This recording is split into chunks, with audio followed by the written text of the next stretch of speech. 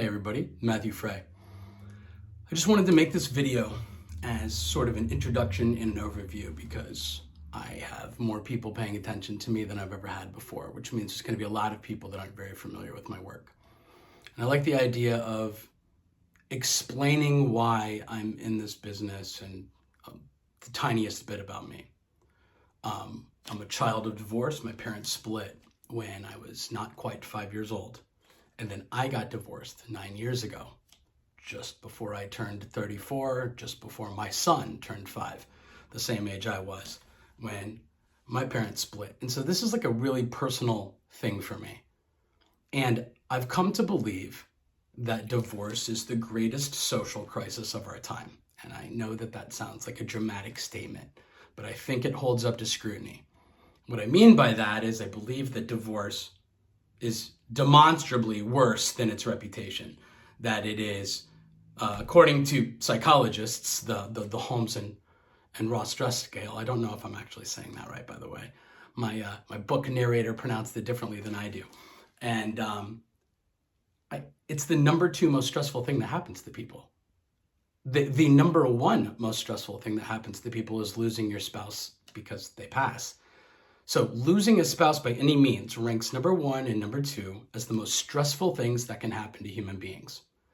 I want to emphasize that being stressed and feeling trauma from something bad happening are not exactly the same thing. So something might be more traumatic, like losing your arm in an accident or the worst things you can possibly imagine happening to you, which I don't want you to spend too much time doing, might produce more pain or more trauma.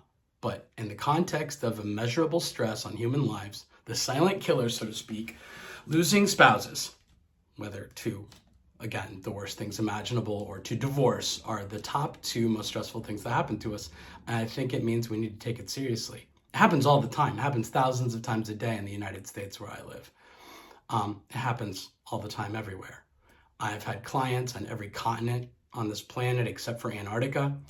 And these relationship problems cross cultural boundaries. They exist among same-sex couples. These things happen everywhere. And so I have this very, very strong belief that the things that end relationships aren't obvious. I think a lot of people turn to like nasty, toxic behavior, like physical abuse, like infidelity. And we point to these things and we assume that like so many relationships end because of all of these, but I don't believe that. I don't believe the vast majority of relationships, which you'll recall, are entered voluntarily by 2 people, mostly who, in the context of marriage specifically, like know the score. They know that it's a forever thing. They know that the vast majority of the time it's agreed that it's going to be this like monogamous partnership, that it's designed to last for life. And it doesn't. It doesn't. Half the time it ends in divorce.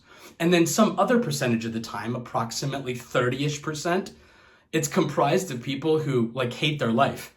They're still married, and if you want to chalk that up to a successful marriage, be my guest. I don't. The stats show that approximately 7 out of 10 marriages fail. Again, the half that end in divorce, and then the remaining percentage of people that are miserable and wish that their lives were something else. Anyway, that's not okay to me. And we destroy relationships on our blind spots. We don't do it because we're awful, shitty people. We do it because we don't even realize the things that are causing harm to them. So that's the work that I do in my writing and in my coaching work. And I think that it's really important. And so who's this for?